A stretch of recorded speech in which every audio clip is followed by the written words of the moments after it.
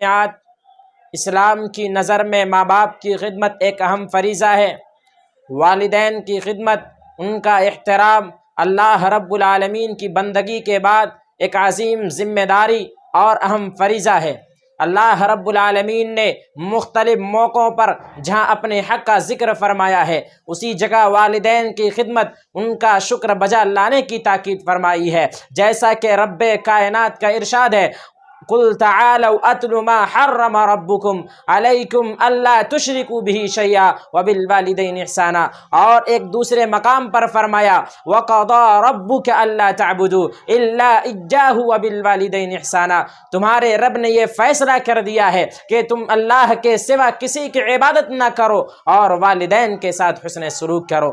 نیز رسول اللہ صلی اللہ علیہ وسلم نے والدین کی اطاعت و فرما برداری اور ان کی خدمت کو جہاد کے قائم مقام بتایا ہے، بلکہ جہاد سے بھی افضل بتایا ہے۔ جیسا کہ صحیح مسلم کی روایت میں حضرت عبداللہ بن مسعود رضی اللہ تعالیٰ عنہ کا بیان ہے کہ میں نے رسول اللہ صلی اللہ علیہ وسلم سے سوال کیا، ای العمل احب الی اللہ عز وجل، یعنی کون سا عمل اللہ رب العالمین کو سب سے زیادہ محبوب ہے؟ تو آپ صلی اللہ علیہ وسلم نے فرمایا الصلاۃ علی وقتها، یعنی نماز کو اس کے وقت پر ادا کرنا۔ میں نے کہا پھر کون سا؟ تو آپ صلی اللہ علیہ وسلم نے فرمایا ثم بر الوالدین، یعنی والدین سے نیکی کرنا۔ میں نے کہا پھر کون سا؟ تو آپ صلی اللہ علیہ وسلم نے فرمایا الجہاد فی سبیل اللہ، یعنی اللہ کی راہ میں جہاد کرنا۔ معزز سامعین و سامعات، اولاد پر والدین کا حق اللہ اور اس کے رسول صلی اللہ علیہ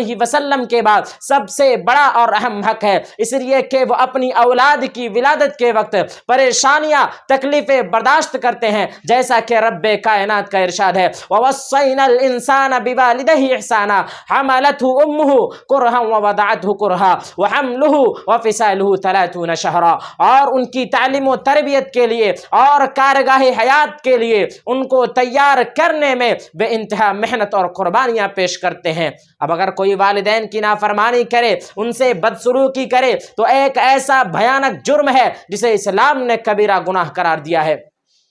حضرت ابو بکر رضی اللہ تعالیٰ عنہ سے روایت ہے کہ اللہ کے نبی صلی اللہ تعالیٰ علیہ وسلم نے ارشاد فرمایا، صحیح بخاری کی روایت ہے، الا انبئکم باکبر الکبائر، کیا میں تمہیں سب سے بڑے گناہ کے بارے میں نہ بتاؤں؟ ہم نے کہا کیوں نہیں اللہ کے رسول؟ تو آپ صلی اللہ علیہ وسلم نے فرمایا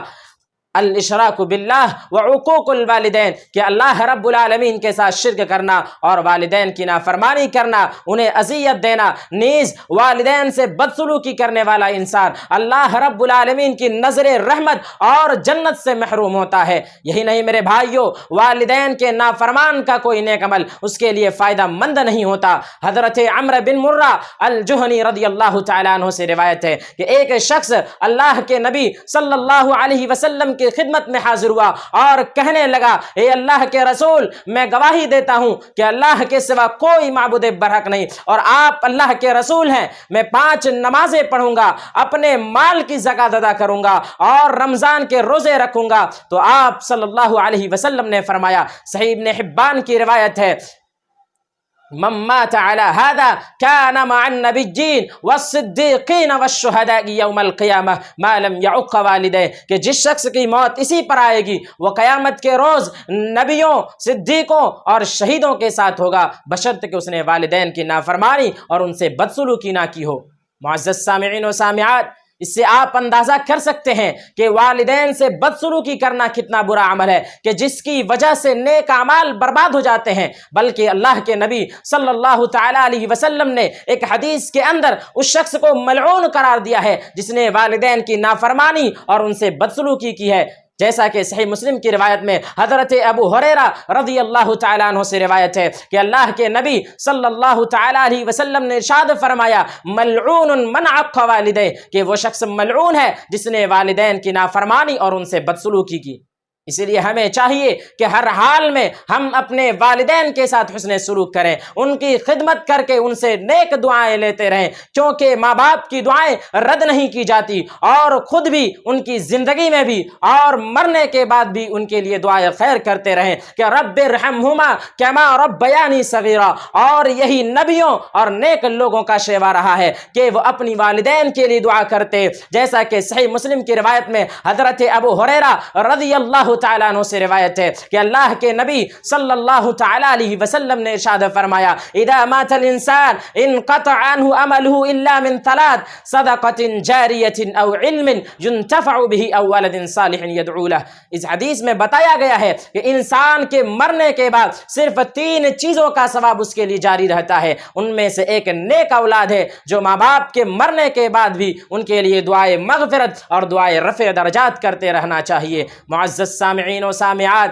اسی طرح سے والدین کی وفات کے بعد ان کی جانب سے کثرت سے صدقہ و خیرات کرتے رہنا چاہیے۔ حضرت ابو اسید الساعدی رضی اللہ تعالیٰ عنہ بیان کرتے ہیں کہ ہم اللہ کے نبی صلی اللہ تعالیٰ علیہ وسلم کے پاس بیٹھے ہوئے تھے، اتنے میں بنو سلمہ کا ایک شخص آیا اور کہنے لگا هل بقي من بر ابوي شيء ابرهما به بعد موتهما، ماں باپ کے مرنے کے بعد کیا کوئی نیکی باقی ہے جو میں ان کے ساتھ بجا لاؤں؟ تو آپ صلی اللہ علیہ وسلم نے فرمایا، صحیح ابن ماجہ کی روایت ہے، نعم الصلاة علیہما والاستغفار لہما وانفاذ عہدہما من بعدہما وصلة الرحم التي لا توصل الا بہما واکرام صدیقہما، یعنی ان کی نماز جنازہ پڑھنا، ان کے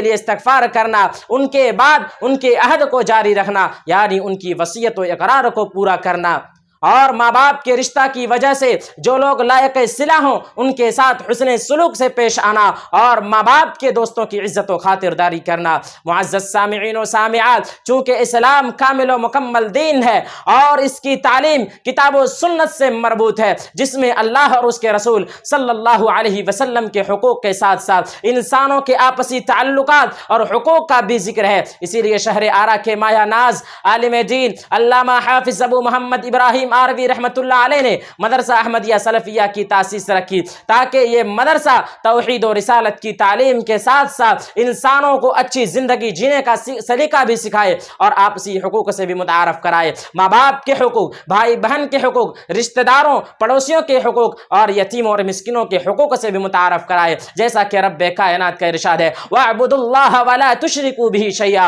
وَبِالْوَالِدَيْنِ إِحْسَانًا وَبِذِي الْقُرْبَى وَالْيَتَامَى وَالْمَسَاكِينِ والجار ذي القربى والجار الجنب والصاحب بالجنب وابن السبيل وما ملكت ايمانكم۔ اب اخیر میں اللہ رب العالمین سے دعا گو کہ بار الہ ہم تمام مسلمانوں کو والدین سے حسن سلوک کرنے کی توفیق دے، آمین۔ والسلام۔